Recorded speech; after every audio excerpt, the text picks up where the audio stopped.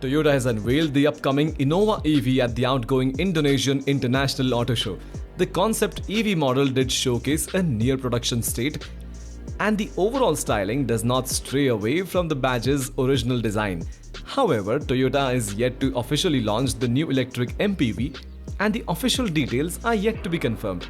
The Toyota Innova EV concept model gets the same body shell as the standard Innova. There are few aesthetic differences in the front fascia and on the sides that help it distinguish from its petrol counterpart.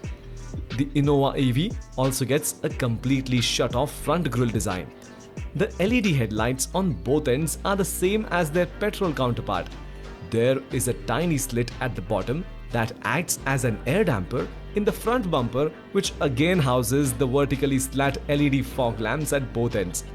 Unlike the front, the rear of the Innova EV gives away its EV pedigree with a transparent rear LED tail lights co-joined by a dark chromish line that also houses the Toyota badge. In addition, the Innova EV further gets new alloy wheel design.